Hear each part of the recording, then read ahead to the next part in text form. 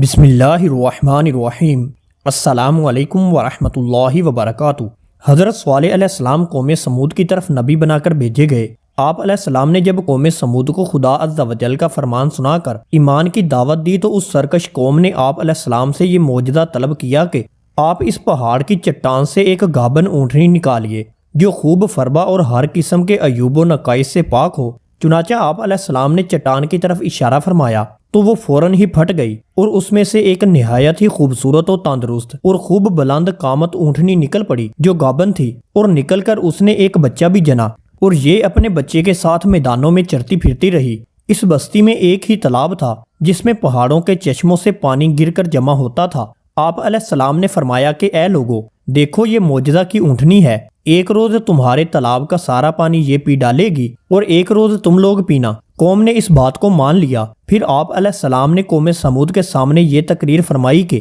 اے میری قوم، اللہ عز و جل کو پوجو، اس کے سوا تمہارا کوئی معبود نہیں، بے شک تمہارے پاس تمہارے رب کی طرف سے روشن دلیل آئی، یہ اللہ کا ناکہ ہے تمہارے لیے نشانی، تو اسے چھوڑ دو کہ اللہ کی زمین میں کھائے، اور اسے برائی سے ہاتھ نہ لگاؤ کہ تمہیں دردناک عذاب آئے گا۔ چند دن تو قوم سمود نے اس تکلیف کو برداشت کیا کہ ایک دن ان کو پانی نہیں ملتا تھا، کیونکہ اس دن تالاب کا سارا پانی اونٹنی پی جاتی تھی۔ اس لیے ان لوگوں نے طے کر لیا کہ اس اونٹنی کو قتل کر ڈالیں۔ چنانچہ اس قوم میں قدار بن سالف جو سرخ رنگ کا بری آنکھوں والا اور پستہ قد آدمی تھا، اور ایک زناکار عورت کا لڑکا تھا، ساری قوم کے حکم سے اس اونٹنی کو قتل کرنے کے لیے تیار ہو گیا۔ حضرت صالح علیہ السلام منع کرتے رہے، لیکن قدار بن سالف نے پہلے تو اونٹنی کے چاروں پاؤں کو کاٹ ڈالا، پھر اس کو ذبح کر دیا، اور انتہائی سرکشی کے ساتھ حضرت صالح علیہ السلام سے بے ادبانہ گفتگو کرنے لگا۔ چنانچہ اللہ تعالیٰ کا ارشاد ہے کہ ترجمہ کنز الایمان، پس ناکہ کی کونچیں کاٹ دیں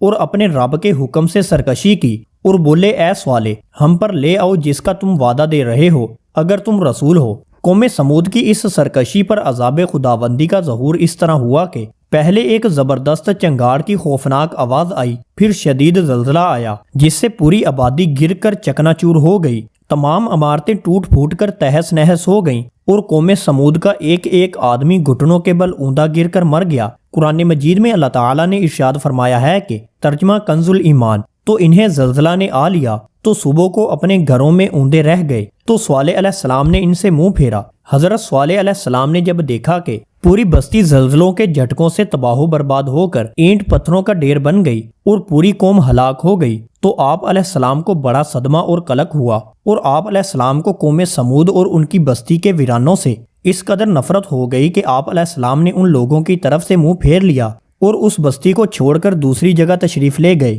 اور چلتے وقت مردہ لاشوں سے یہ فرما کر روانہ ہو گئے کہ اے میری قوم، بے شک میں نے تمہیں اپنے رب کی رسالت پہنچا دی اور تمہارا بھلا چاہا، مگر تم خیر خواہوں کی غرضی پسند کرنے والے ہی نہیں۔ دوستو، قوم سمود کی پوری بستی برباد و ویران ہو کر کھنڈر بن گئی اور پوری قوم فنا کے گھاٹ اتر گئی کہ آج ان کی نسل کا کوئی انسان روئے زمین پر باقی نہیں رہ گیا۔ اس واقعہ سے یہ سبق ملتا ہے کہ جب ایک نبی کی ایک اونٹنی کو قتل کر دینے والی قوم عذاب الہی کی تباہ کاریوں سے اس طرح فنا ہو گئی کہ ان کی نسل کا کوئی انسان بھی روئے زمین پر باقی نہ رہ گیا، تو جو قوم اپنے نبی صلی اللہ علیہ وآلہ وسلم کی آل و اولاد کو قتل کر ڈالے گی، بھلا وہ عذاب الہی کے قہر سے کب اور کس طرح محفوظ رہ سکتی ہے؟ چنانچہ تاریخ شاہد ہے کہ کربلا میں اہل نبوت کو شہید کرنے والے یزیدی کوفیوں اور شامیوں کا یہی حشر ہوا کہ مختار بن عبید کے دور حکومت میں یزیدیوں کا بچہ بچہ قتل کر دیا گیا، اور ان کے گھروں کو تہس نہس کر کے ان پر گدھوں کے ہل چلائے گئے، اور آج روئے زمین پر ان یزیدیوں کی نسل کا کوئی ایک بچہ بھی باقی نہیں رہ گیا۔ دوستو، اللہ تعالیٰ سے دعا ہے کہ اللہ تعالیٰ ہمیں اپنے حبیب صلی اللہ علیہ وآلہ وسلم کی فرما برداری اور اطاعت کرنے کی توفیق عطا فرمائے، آمین یا رب العالمین۔ تو دوستو، امید کرتے ہیں کہ آج کی ہماری ویڈیو آپ کو ضرور پسند آئی ہوگی۔ اگر ویڈیو پسند آئے تو لائک، شیئر اور کمنٹ میں اپنی رائے کا اظہار ضرور کریں، ساتھ ہی ہمارے چینل کو سبسکرائب کر دیں اور بیل آئیکن کے بٹن کو دبا دیں تاکہ ہماری نئی آنے والی ویڈیو آپ تک بر وقت پہنچ سکے۔ جزاک اللہ۔ السلام علیکم ورحمۃ اللہ وبرکاتہ۔